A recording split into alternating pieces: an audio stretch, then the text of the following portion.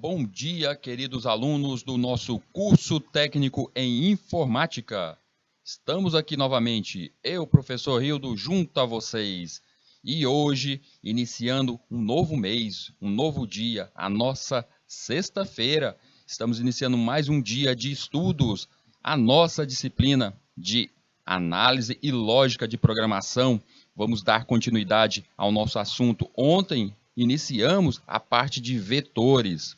A gente começou a entender como o vetor funciona, vimos a importância do vetor e hoje vamos dar continuidade a isso. Antes de mais nada, vou pedindo para cada um de vocês que estão aí acompanhando sala de aula, YouTube, nos acompanhando, faça uso dos nossos chats.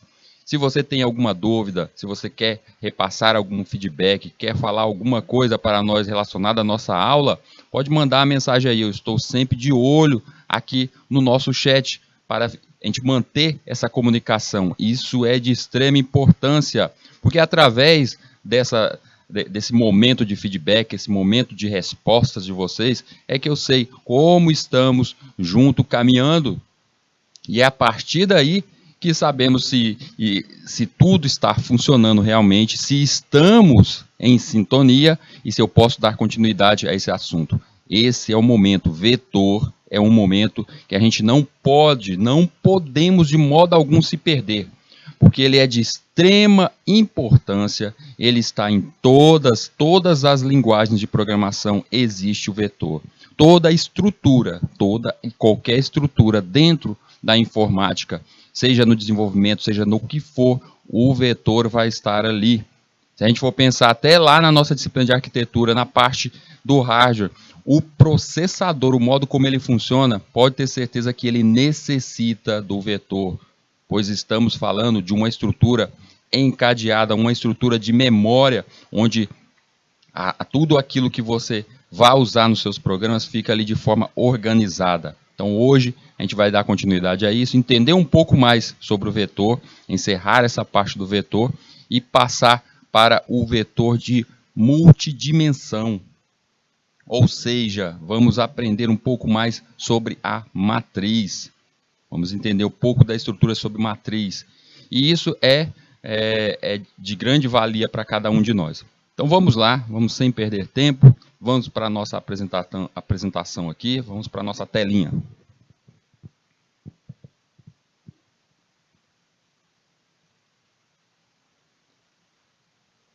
Então vamos lá, vamos dar continuidade aqui, operações básicas em vetor, vamos encerrar a parte que ficou de ontem ainda do vetor. Ontem estava eu falando para vocês da função range. A função range, ela serve justamente para busca de números aleatórios. Você precisa montar números aleatórios de alguma forma em seu código? Vamos utilizar a função range. Alguns ficaram até na dúvida, por que, Rildo? Quando eu comecei a explicar sobre a função range, como era o funcionamento dela, como inserir essa função dentro do código, ficaram na dúvida, mas por que eu usaria uma função que pega números aleatórios?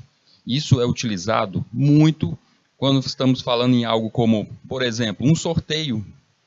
Você quer buscar um número para um sorteio. Eu quero o número premiado, como uma loteria. Um número premiado será um número que vai de 0 até 5.000. Esse é o número premiado. Você vendeu vários cartõezinhos e o número premiado vai estar nesse. Qual seria o código que eu vou usar para gerar um número aleatório? É a função range, ela que serve para isso. Se caso você estiver trabalhando na fase de teste, vocês lembram que eu falei assim que tem empresas que já estão utilizando os desenvolvedores para testes de seus softwares? Aqui no Brasil mesmo, existem algumas empresas, eu cheguei a falar que a LG, a Dell, ela está contratando pessoas só para fazer testes, para criar esse tipo de software para fazer testes em seus programas. Imagine você que tem que fingir ser um cliente de um software, inserindo dados, inserindo valores, um a um. Não é muito melhor você usar um código para isso, onde vai inserir diversos valores de uma só vez? Pois é isso mesmo que essa função serve. A função range, ela serve para você, principalmente, ser utilizada em testes. E aí, A gente começou a falar um pouco sobre ela, vamos lá então. A função range, ela para ser criada, a gente chama ela através do nomezinho range, vai lá, range, e abre e fecha os parênteses. Dentro dos parênteses dela que a gente vai colocar ali se eu necessito de algum parâmetro, se eu vou precisar de algum parâmetro especial. Hoje a gente nem vai mexer nessa questão dos parâmetros das funções, porque a gente vai ter uma aula ainda só sobre funções, a gente vai entender um pouco esse parênteses na frente de toda função, ele serve para quê? Para passar parâmetros. Mas como seriam isso? Como faz para esses parâmetros funcionar? De que servem? A gente vai ter uma aula só de funções e procedimentos, onde falaremos mais sobre isso. Isso na semana que vem já começa a falar um pouco mais sobre esses tais parâmetros dentro das funções. E aí, no caso aqui, se você não passar nenhum parâmetro, ela vem natural, ela vem com a base dela. Então, para utilizar a função range, nós a chamamos, utilizamos ela, e se por acaso você quiser um nível máximo, uma numeração máxima para recebimento do range, você coloca dentro dela, dentro dos seus parâmetros, tá aqui, ó, dentro dos seus parâmetros, você vai colocar o ponto inicial, de onde vai iniciar a contagem até o máximo. Então, se você colocar range 0,100, eu estou dizendo que eu quero um número aleatório de 0 a 100. Ele vai pegar um ali aleatório de 0 a 100. Aí eu vendi 500 cartões da minha rifa e vou fazer o sorteio. Como é que é o código? Você chama range e dentro vai estar os parâmetros 0,500. De 0 a 500 poderá ser escolhido qualquer um daqueles itens. Se por acaso você deixar só com range max, ali ó, 0,range underline max, ele vai pegar o número máximo, o limite. Isso é até um pouco, digamos, desnecessário de você utilizar o range max, porque a gente já sabe que o número 32.767 é o número limite para uma variável do tipo inteiro. A gente pega 32.767 negativo até 32.767 positivo. Esse é a quantidade de números que poderá existir dentro de uma variável criada do tipo inteiro. Por isso que vimos ontem que existe até alguns tipos diferentes, como o long int, que é para números que estendem-se mais, sejam maiores do que este número aí de 32.767. Se eu chamar o range max dentro de uma int, ele vai pegar justamente esse número aí para a gente. Então, se eu não colocar nada, não coloquei nenhum, só chamei a range, abre e fecha parênteses, o que ela vai pegar? Todos os números negativos antes, ali até negativo de 32.767 até esse número máximo aí de 32.767. Ela vai pegar, abranger tudo isso. Para gerar os números aleatórios em um intervalo de A a B, a gente escreve da seguinte forma. Bora entender aqui como é a chamativa para essa função. Eu criei ali um espaço, uma variável, o nosso cercadinho. Eu chamei essa variável de aleatório, chamei ali int aleatório. E nela eu vou passar alguns parâmetros, chamando duas outras variáveis, o int A e o int B. O que serão o A e o B aí, o int A e o B? Serão os limites dela, o início e o fim. E aí eu vou passar o return. Dentro desse nosso código, eu passo o retorno.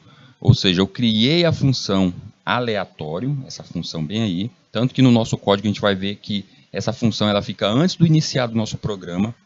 Na aula da semana que vem, quando a gente falar de funções, a gente vai ver que todas as funções e procedimentos, elas ficam no início, ficam separados, no início do nosso programa ou em arquivos separados. Lembra lá em Portugal, quando a gente tivemos uma aula que falamos um pouco sobre funções e procedimentos dentro do Portugal. E lá a gente também fazia isso. A gente utilizava as funções e os procedimentos no início do programa, ali junto com o início das variáveis, lá naquela seção inicial, antes do código realmente valer. E aqui também funciona da mesma forma, gente. Não mudou nada, funciona da mesma forma.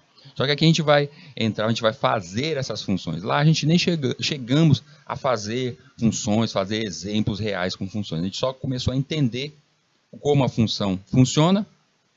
E aí, a partir daí das funções estar funcionando, que a gente veio para o linguagem C. E aqui a gente vai trabalhar realmente com essas funções. Então tá aí, criei uma função, dei o nome para ela de aleatório, e dentro da função aleatória, eu estou utilizando o range, a outra função, range já pronta. A range ela vem ali de uma biblioteca já específica, a stdlib. Ela já está lá dentro da stdlib, e aí a gente vai puxar essa função ali para trabalhar nesse caso, nessa parte do nosso código. Ela retorna ali, no caso, o A. O que seria o A? É o início, o zero, o nosso zero ali, ou um número qualquer que eu queira iniciar a nossa contagem. E ela vai até quando? Chama o range, e ela vai até quando? B menos A mais 1, que seria o limite, o ponto máximo ali de onde eu quero. Vamos ver isso no código, que é mais fácil a gente entender até no código. Eu tenho aqui um programa, eu tenho um algoritmo aqui pronto à nossa esquerda, e nesse algoritmo o que ele faz? Ele faz uma contagem, ele faz uma busca de elementos, 10 elementos, dentro de uma numeração. Como é que eu sei até o máximo disso? Ora, na aula anterior, a gente viu as constantes, a gente viu a tal da variável indexada. A gente criou a variável indexada aqui para nós, está lá, o define max 100. Eu diria até que eu colocaria o underline ali naquele max, ó, gente. Max 100, vai até o número de 100 ali.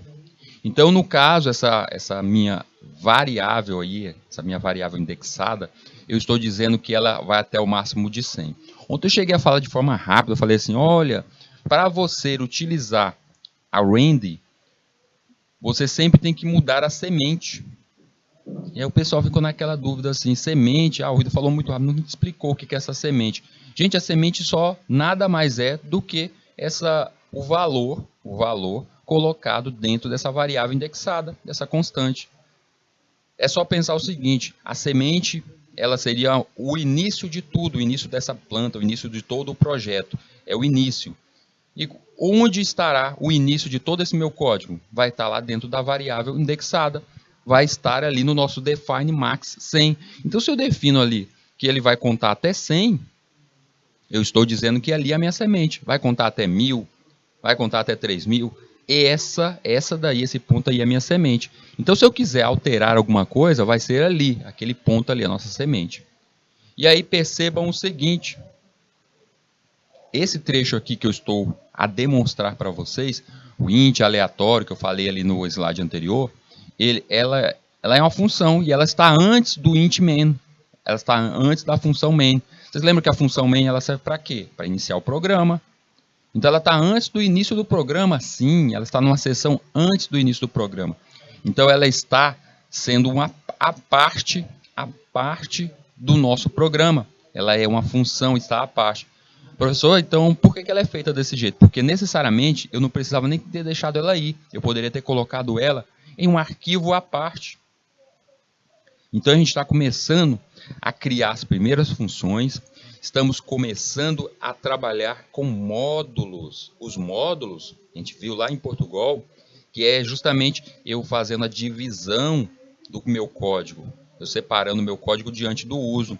Olha só, esse caso aí, o início, o que ele serve? Essa parte que eu estou a mostrar aí, essa função aleatória.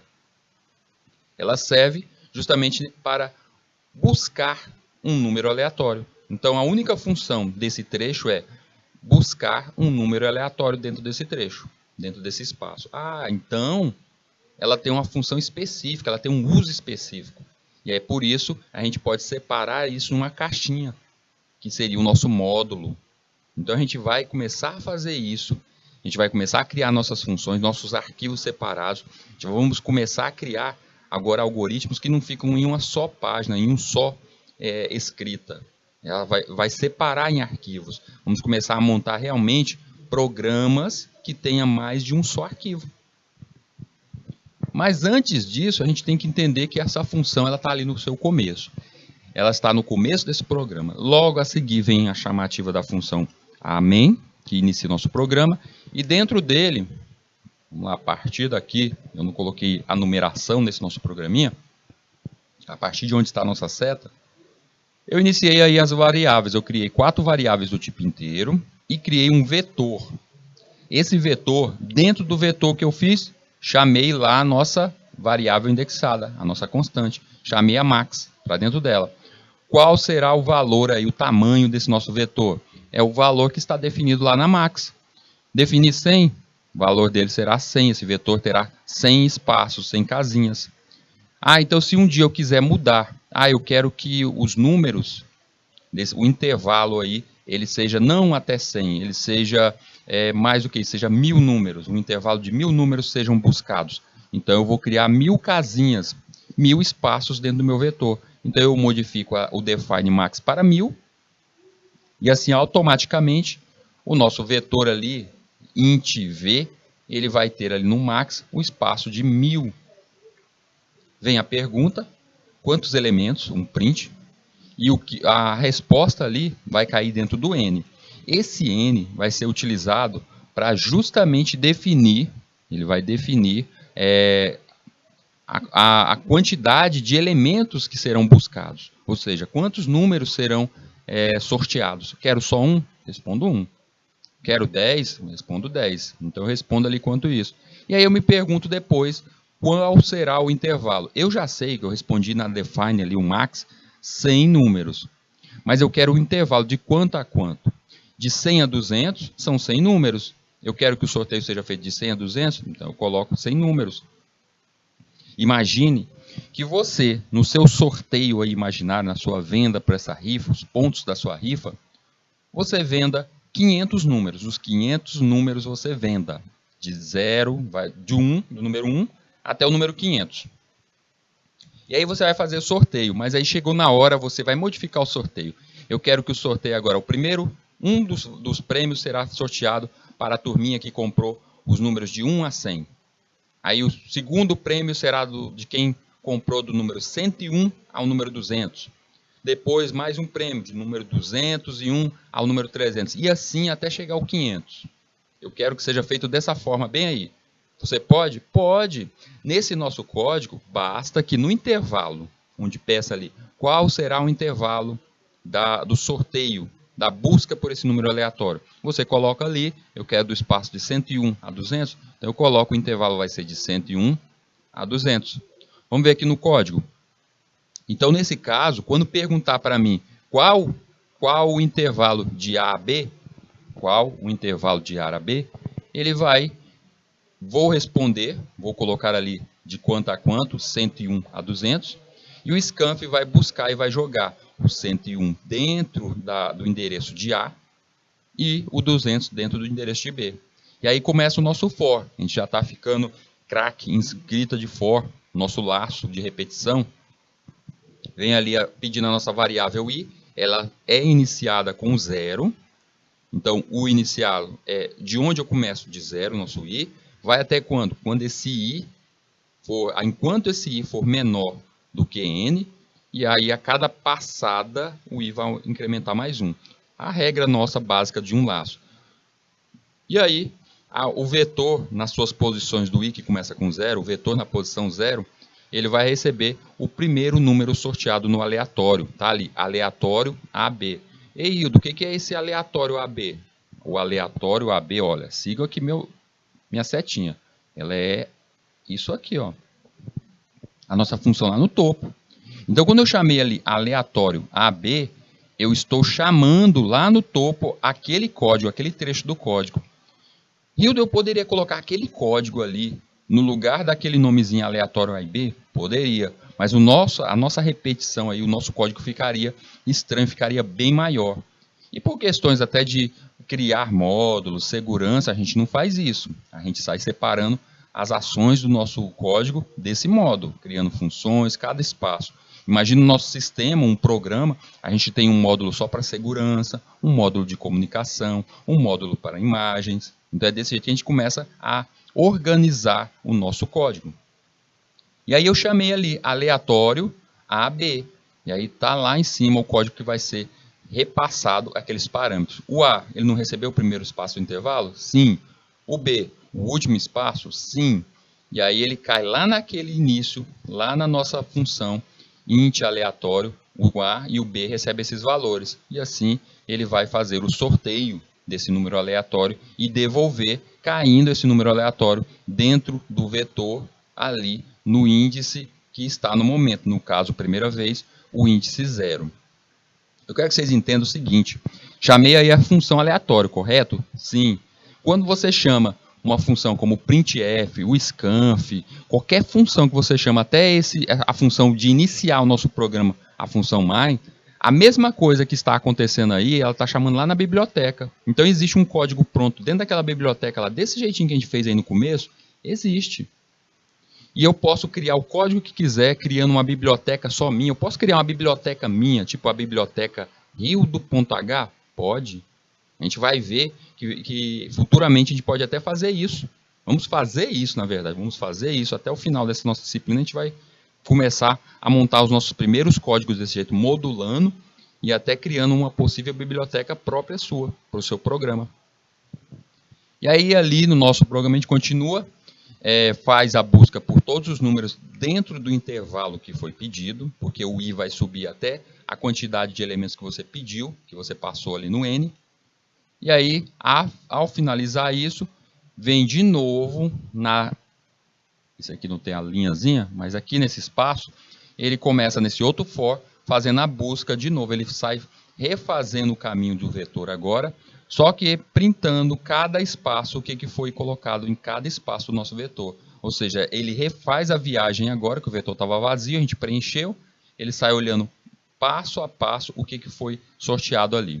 Então, a gente vê ali do lado, no lado direito, o que resultaria, nesse meu caso aqui, nessa minha execução, o que resultou aqui. Ele fez uma busca por 10 elementos, buscou o intervalo ali, eu queria o intervalo do número 5 ao número 10, e do número 5 ao número 10, ele buscou aqueles vários elementos ali. Vocês estão vendo que tem elementos repetidos, porque é aleatório mesmo, ele pode repetir. E se eu não quiser que repita, porque é um sorteio, aí eu tenho que fazer essa condição lá na nossa função, que não pode haver repetição, mas nesse caso a gente deixou. E aí, estes números vão aparecer ali na nossa leitura final. Como é dito ali na escrita final ali do nosso lado direito, para mudar esses valores, para que haja no sorteio valores diferentes, ele vai ter que mudar a semente. Então, essa tal dessa semente aí, ele vai buscar nessa execução desse modo aí. Então, eu mudo a semente ou eu encerro o programa e inicio de novo para buscar novos números. Se eu continuar ali só repetindo, repete, esse mesmo código aí, ele vai trazer sempre os mesmos números. Ele vai acabar buscando sempre os mesmos números. E aí, se eu tiver em algo como, por exemplo, eu fiz um sorteio de 1 a 100 e busquei um número. Eu executo de novo, um por vez. Executo de novo o mesmo programa, eu faço uma repetição do mesmo programa para sortear mais um número. Ele vai sempre sortear o mesmo número. Por quê? Porque a semente é a mesma e eu já executei esse programa. E aí eu não quero isso. Ou eu executo todos de uma vez, ou eu tenho que mudar a semente vez a vez. E aí a gente tem alguma saída para isso? A gente tem que procurar uma saída para tal coisa. Olha só nesse caso bem aqui, que é justamente uma busca pelos... Estou montando um programa que busca os números da Mega Sena. 6 números, se eu não me engano são 6 números que são sorteados, que vão de 0 a 50. Ah, então eu posso fazer o sorteio, eu posso emular um sorteio de Mega Sena aqui em casa? Pode. Basta seguir esse código. Ah, eu quero dizer que eu consigo fazer, além de emular, eu consigo criar. Vamos pensar para que serve isso. Eu posso criar um programa que automaticamente ele busca números aleatórios de 0 a 50 e que monta números para serem apostados, para fazer as apostas. Tipo, eu sou uma pessoa... Tem essas pessoas que gostam de fazer aposta e faz assim, eu vou fazer logo 100 cartões de uma vez. Toda semana eu faço 100 cartões. E vou apostar os 100 cartões. Ao invés de você sair procurando qual vai ser o primeiro número e sair colocando de 1 a 1, você pode criar um programa que faz a busca por esses números de forma automática. E aí, o código para esse programa está aí na tela. Onde a gente vê que no início, linha de 5 a 6, tem a nossa função. O programa inicia ali na linha 9. E aí vem, da mesma forma que a gente viu no último. Quantos elementos? Eu quero quantos elementos? Então, eu disse ali 6, que a gente vê ali à direita. Se por acaso ele fosse sempre para mesmo concurso, sempre para no caso, 6 números da Mega Sena, eu poderia continuar só com eu retirar até a linha 12, já deixar a execução direta com esse número, o N já fosse iniciado com 6. Mas no caso aqui eu quis deixar que ele fosse sempre modificado. Linha 13 pede um intervalo, e aí vem o nosso primeiro for, montando o primeiro vetor com os números ali, os 6 números a ser sorteados, e depois na linha 16 a gente revisita o vetor agora já preenchido com os 6 números e mostra em tela, como a gente pode ver ali na execução do programa do lado direito. A geração da mesma sequência de números aleatórios é interessante durante a depuração do programa, o executar do programa com os mesmos dados para encontrar os erros. Então, se você estiver procurando falhas de um programa e você sempre executar, ele executando sempre da mesma forma, é fácil de encontrar o erro e você modificar. Se ele tivesse toda vez uma modificação, aí ficaria um pouco mais difícil de você encontrar aquela falha. Quando se deseja diferente sequência de números aleatórios, então a gente tem que mudar a semente, como eu já falei. A gente tem que ir lá, olhar qual é a semente e fazer essa modificação. Para garantir que a sequência gerada seja sempre diferente, deve-se mudar a semente a cada execução. Então, toda execução eu vou lá e mudo. Eu posso mudar o nosso define, a quantidade do tamanho. Eu posso modificar o trecho que eu vou fazer a busca. Eu quero de 0 a 100? Não, agora eu não quero de 0 a 100, eu quero de 1 a 101. Então, eu posso mudar isso. Então, isso faz com que o programa leia de forma diferente e busque números aleatórios diferentes. Então, isso haveria mudança. Mas, se eu não quiser fazer isso, toda vez eu quero mudar. Não vou mudar essa semente toda vez. Eu quero uma solução para que a cada execução do programa fique de uma forma diferente este número. Então, uma boa ideia para isso é eu buscar esta semente, o valor para essa semente, através de uma outra função, que é a função time. A gente vai retornar o valor agora pela função time, e aí eu tenho que chamar a biblioteca a time.h. E o do time.h, tempo, essa função aí, essa biblioteca time, ela tem o quê? Tudo que for relacionado a tempo é colocado dentro da função time. Quer mexer com hora, você está montando um script dentro do seu servidor para ser executado sempre a uma certa hora, fazer uma busca de tempo em tempo, data a data. Você quer buscar valores exatos, assim, tipo, o meu cliente faz aniversário e aí eu quero que seja executado uma busca pelos clientes que estão fazendo aniversário para enviar para ele uma mensagem de parabéns. Pode ter certeza que a nossa biblioteca Time ela será usada para isso, para facilitar a nossa vida. E dentro da biblioteca Time, a gente encontra a função Time. A função Time, que aqui no nosso caso aqui, eu colocando inicialmente como vazia, retorna o número de segundos transcorridos desde 1º de janeiro de 1970, uma data escolhida. A gente pode dizer até que a grande maioria dos sistemas, ele tem essa data como data inicial, e aí ele vai retornar justamente o número de segundos contados lá dessa primeira, do 1 de 70 ao agora. Se a gente for olhar contagem de segundos dessa data, dia 1º de janeiro de 1970 para agora, a cada segundo que a gente está falando, esse número vai mudar. Então a contagem sempre será diferente. Então a semente sempre vai estar mudando. Então essa é a solução para que sempre modifique isso. Eu sempre vou ter um número diferente. A função time, vou dar a dica para vocês. Gente, a função time aqui nesse caso está sendo usada para buscar um número aleatório e aí, para ter uma semente sempre modificada, eu utilizo desse jeito aí, sempre esse número da contagem do dia 1º de janeiro de 70 até agora. Um outro uso muito importante que vocês verão no futuro, isso bem mais lá no futuro, quando vocês já estiverem bem hábeis na programação, é quando vocês estiverem criando um programa, vocês estiverem executando um programa que usa criptografia. E aí vocês querem criar nesse programa um programa que crie automaticamente senhas. Vocês já devem ter feito e-mail, vocês têm e-mail com certeza, usando esse seu e-mail, e aí você vai criar a tua senha. Você inventa a tua senha ali na hora.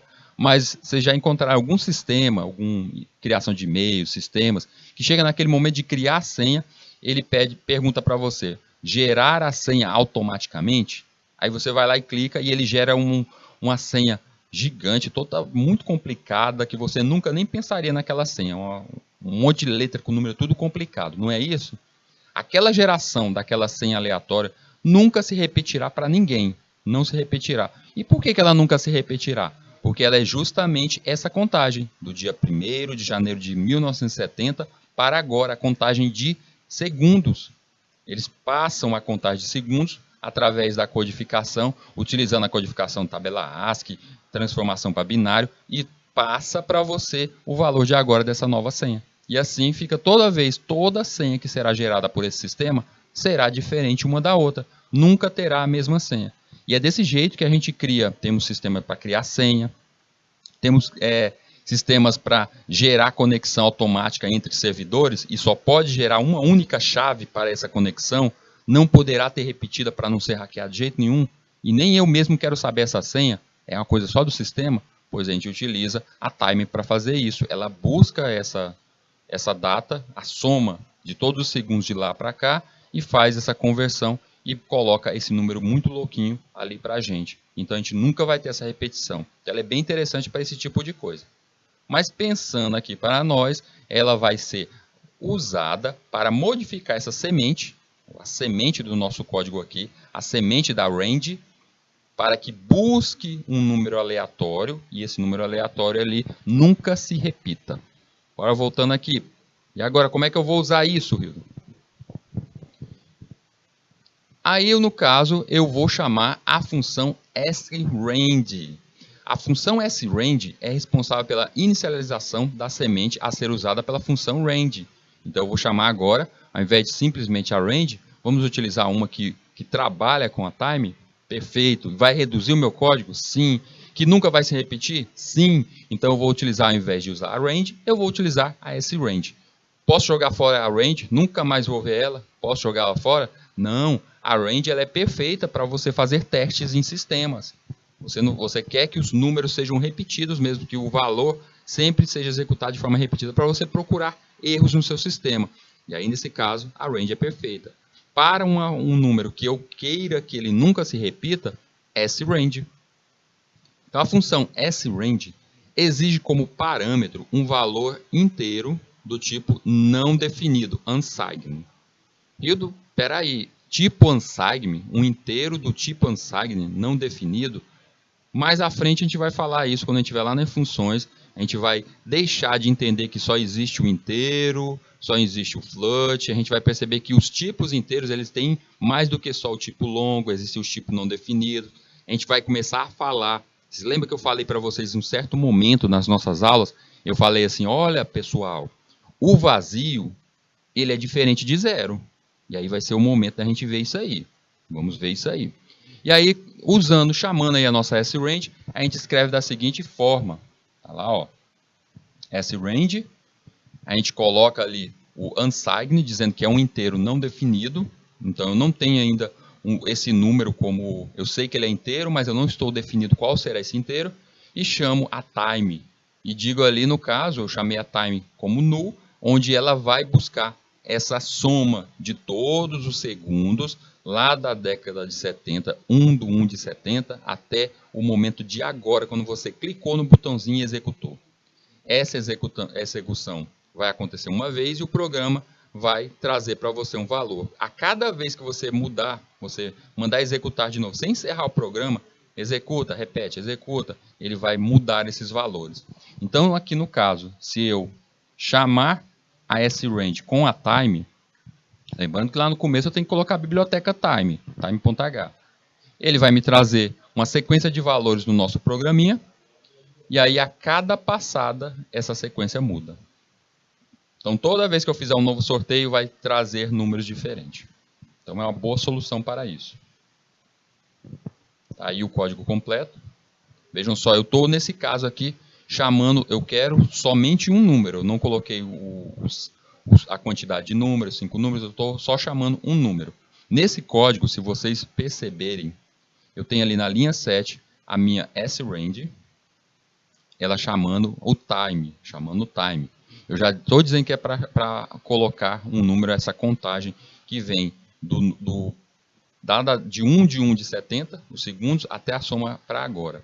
E aí, nessa minha execução, ele gerou esse número aí, porque eu quis que fosse até essa quantidade, 100 mil. Ele gerou automaticamente um número aleatório entre isso aí e trouxe para mim 7.243. Se eu executasse ele de novo, se eu colocasse ali isso dentro de uma repetição, um repeat, eu colocasse dentro de um laço, um for, quantas vezes você quer sair? Não, vamos de novo. Eu mandasse repetir, na segunda vez ele não traria aquele número. Terceira vez ele traria outro número. E assim por diante ele ia ficar modificando. Eu traria números aleatórios ali. Então ele é bem interessante usar ela quando eu quero que os números não se repitam. Tá aí o nosso... Vou até apagar isso aqui para ficar o código bonitinho para vocês verem. Tá aí. E aí vocês podem reutilizar ele. Sempre pegue o nosso material lá no canal, lá no nosso site, Canal Educação. E aí vocês façam isso, reutilizem isso. Pessoal, as férias estão chegando aí e as férias de vocês vão ser férias de desenvolvimento, férias de programação, hein? Não vão ficar paradão, não vão perder tempo não. Eu quero que vocês desenvolvam mesmo. Eu quero que quando vocês retornarem para as aulas, quando vocês voltarem ao nosso curso, vocês estejam extremamente habilidosos na construção de código. Vamos ver aqui um exercício, uma atividade que diz o seguinte: em uma loja, algo para usar essa busca aleatória, essa busca por dados aleatórios. Ou seja, tem uma loja aqui, nesse exemplo, uma loja pretende simular um dia de suas vendas. Os preços dos produtos dessa loja estão armazenados no vetor preço, que eu dei ali 15, tamanho de 15, e considera-se que cada cliente que aparece na loja compra apenas um produto. Os produtos comprados pelos clientes devem ser gerados aleatoriamente. Imagine-se que a loja receba de 1.000 a 2.000 clientes por dia, então ela vai gerar de forma aleatória. Pode ser 1.000, pode ser 2.000, é um número aleatório de clientes. E o vetor compra armazena os produtos comprados pelo cliente. Então eu quero fazer uma simulação. Imagine aqui, o que está sendo pedido nesse exercício é o seguinte: uma loja qualquer de venda aí, americana, seja qual for a loja, chegou para você e falou assim: olha, eu queria ter uma estimativa de quanto será a nossa venda diária, para a gente possa criar a nossa estrutura da nossa loja. Quero criar a estrutura da nossa loja para atender nossos clientes. E aí, a partir dos dados que você vai me passar, que a gente vai gerar a estrutura, colocar bebedouros, o banheiro, sofás, mesas, tudo isso na nossa loja para atender, a quantidade de vendedores para atender. Então a gente vai precisar disso. Eu não posso trabalhar com a minha loja com um número máximo. Eu não posso imaginar, olha, o máximo de clientes que vai chegar um dia é 2.000, um dia de uma promoção, 2.000 clientes chega ali. Eu não posso colocar uma loja cheia de vendedores ali e eles ficarem ociosos a maior parte do tempo. Mas eu também não posso fazer com o que a gente vê em muitos supermercados por aí. Eu penso o mínimo possível, coloco poucos caixas e aí fica aquelas filas estratosféricas, aquelas filas enormes. Então como é que eu calculo isso? A quantidade de caixas exatos para atender esses meus clientes, nesse meu exemplo do supermercado, para aquela quantidade de clientes diária. Como é que eu faço isso? É no olhômetro? Ah, não, chama mais gente para atender. Não, tem que ser algo pensado, porque a estrutura física ali tem que ser pensada anteriormente. E aí ele pede para você criar essa simulação. Nessa simulação, você tem alguns dados, sabe que sempre o número de clientes diários vão de 1.000 a 2.000, pode ser um dia mais fraco com 1.000, pode ser um dia mais forte com 2.000. É essa a média. Você sabe que a média, os clientes que entram compram só uma coisa. Normalmente um cliente que entra compra uma coisa. Você está tirando ali por média de cliente a entrar na loja. E aí, digamos que essa compra, esses produtos já estejam cadastrados no banco ali e vai ser de modo aleatório. Um cliente pode entrar, comprar um liquidificador, ele pode entrar, comprar uma caixa de fósforo. Então é aleatório. E aí como é que faz isso? Para que eu preencha isso. Imagine você sair preenchendo essa tabelinha um a um. Aí eu imagino que o primeiro cliente comprou, deixa eu ver, uma caixa de fósforo. Aí coloca lá a nota. Ah, entrou outro cliente. Esse outro cliente, ele comprou o quê? Deixa eu ver, um liquidificador. Aí você sai colocando de um a um desse jeito, ia dar um trabalho danado você preencher algo em torno de 1.000 clientes. Como é que eu faço isso de forma rápida, aleatória, onde eu possa mudar esses valores na execução do programa tempo a tempo? Utilizando aqui justamente essas nossas funções que a gente já viu. Então, no resultado dessa simulação, deve mostrar o quê? O número de clientes no dia, o valor total das vendas no dia, o produto mais vendido e seu preço, o produto menos vendido e seu preço e o valor médio das vendas. Imagine se a lojinha pede isso tudo para vocês. O que vocês fariam? Você ia pedir pelo menos uns 4 meses para preencher tudo isso, para construir isso. E não é necessário tudo isso. Com o que a gente viu aqui hoje, a gente consegue fazer isso bem mais fácil. Para determinar o produto mais vendido e o produto menos vendido, temos que armazenar essas quantidades, esses produtos ali nesse vetor, no vetor de venda. Neste caso, o produto 0 foi vendido 2 vezes. Olha só, no produto venda ali. A cada vez que um produto é vendido, o primeiro produto ele está ali no índice 0. Então, se foi comprado mais uma vez, ele vai aumentar ali, ele vai ser adicionado. O 0 recebe mais um, ficou com 2. O produto ali no índice 1, produto índice 1, ele foi vendido 5 vezes. Índice 2, foi vendido nenhum. Índice 3, foi vendido 7 vezes. E aí a gente vai crescendo essa estrutura desse modo. Isso aí para teste. Bora ver como é que fica esse código? Gente, esse código aqui, não vou mentir para vocês. Eu peguei um código um pouco maior, é um problema maior. Então ele tem aqui 2 páginas. Na última página, ele tem ele por inteiro, mas eu dividi ele em 2 páginas para vocês verem passo a passo o que aconteceu. Bora ver o que aconteceu. Iniciei o meu programa, chamei ali as 2 bibliotecas iniciais que a gente sempre tem, a stdio e a stdlib, para os comandos de entrada. E os comandos básicos, as funções básicas. Chamei a time.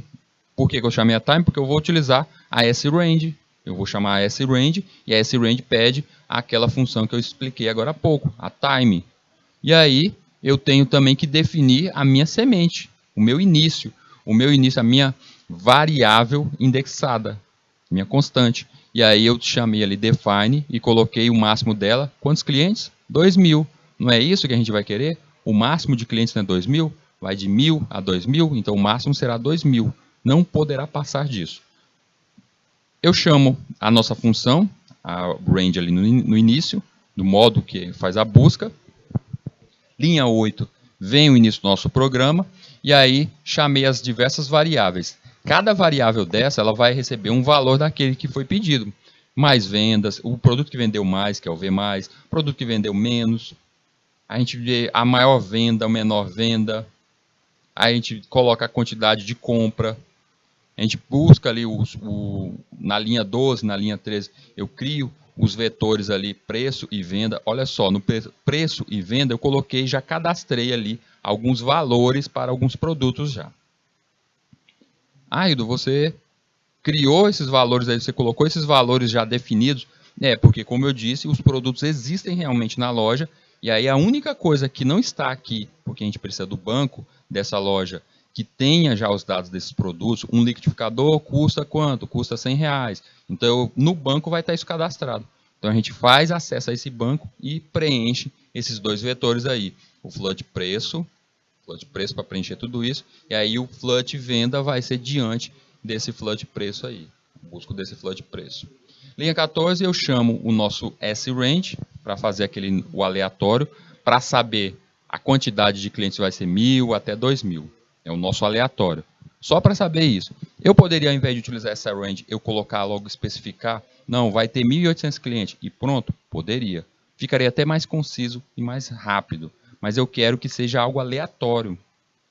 Que não seja algo que eu estou induzindo esse teste. Vem o nosso primeiro laço. Nesse primeiro laço, ele sai verificando a quantidade, quem comprou o que e qual produto foi comprado, e sai preenchendo ali os primeiros valores dentro da nossa função. Na continuação aqui do nosso código, eu tenho o nosso segundo for, onde ele sai fazendo a busca, depois de todo preenchido, quais os produtos que foram vendidos. Diante daquela quantidade de clientes, ele sai refazendo todo aquele caminho, vendo os produtos, quantidade de produtos e preços. E aí, sim, ele sai preenchendo, enchendo cada uma das nossas variáveis com seus valores. O resultado para isso, a gente vê na execução aqui lateral. Número de clientes, que caiu aqui nesse nosso sorteio, 1.161. Valor total das vendas, deu ali aquele total. Os produtos mais vendidos, o produto mais vendido foi o produto 2. O menos vendido foi o produto 8, o índice 8. E o valor médio das vendas ali deu o total de a média de clientes comprando, deu um total, uma média ali de 47,99. Então a gente vê que é um programa que ficou um pouco mais extenso, mas mesmo assim sendo mais extenso, deixa eu ver ele por completo, tá aqui. Mesmo ele sendo um pouco mais extenso, mas ele faz tudo isso que uma loja pediu, ou seja, apesar dele ter sido um pouco mais extenso, ter 2 floods, ter a utilização de 2 vetores, ter que preencher isso através de um SRAND, utilizando o time, apesar da utilização de tantas funções, mas é um código que não ficou tão grande assim quanto a gente imaginou que seria no começo, quando a gente recebemos esse problema. E está aí ele em execução. Observar que o índice de uma variável indexada deve ser o valor inteiro, limitado ao número de posições na memória declarada para a variável. Lá na nossa variável indexada, lá na nossa, a nossa constante que a gente coloca lá, o define, max, aquela quantidade, tem que ser um número inteiro. Então, sempre a gente coloca ali o número inteiro, sendo ele vai ser usado para constante, variável, seja expressão, mas ele tem que resultar como um número inteiro, um valor inteiro. O que importa é que o índice deva ser o inteiro. Não importa se você está utilizando ali na criação da sua constante, que ali seja algo como uma função já interna, que seja uma equação, que seja alguma coisa ali, um k, k mais 1, seja o que for. Mas no final ali tem que ter um número inteiro, não pode ter um número fracionário, não pode ter um caractere, tem que ser um número inteiro, um valor real, para ele saber a quantidade de vezes que ele vai sortear aquilo dali. Bora falar um pouco de ordenação de vetores. A ordenação de dados é uma operação importante em computação. Muitos problemas podem ser resolvidos eficientemente se os dados estiverem ordenados. Existem vários algoritmos de ordenação. Gente, quando vocês estiverem, principalmente vendo a parte de sistemas operacionais, vocês vão ter ainda uma disciplina que vai apontar só para os sistemas operacionais. Vocês vão entender que organizar os dados, o modo dos dados ficam na sua memória RAM é essencial. Então, a gente receber números aleatórios, a gente vai criando as variáveis e colocando eles em cada espaço da nossa memória, é assim que o computador faz. Mas organizá-los faz com que o computador seja mais rápido. Vocês percebam o seguinte, para encontrar alguma coisa no quarto de vocês, na casa de vocês, se ela estiver toda arrumadinha, é bem mais rápido de encontrar. É a mesma coisa dentro do nosso computador. E essa ordenação, ela acontece, o vetor ele tem uma função primordial, ou seja, a primeira coisa dele é justamente essa questão da ordenação. Eu organizar todos os dados dentro do nosso vetor. Então, eu ordenar estes vetores, eu organizar os dados dentro desse vetor é primordial. E a gente tem algoritmos que servem justamente para fazer essa organização, para ordenar os dados que estão ali dentro do vetor. Então, existem alguns algoritmos prontos. A gente vai ver isso, existem algoritmos prontos que são utilizados dentro da computação para a organização de vetores. Eu quero que vocês lembrem, essa semana mesmo, nessa semana, eu acredito que lá na disciplina de arquitetura, quando foi, se eu não me engano, foi a parte de processadores e foi falado um pouco sobre registro. Foi falado sobre registro, o modo como funciona um processador.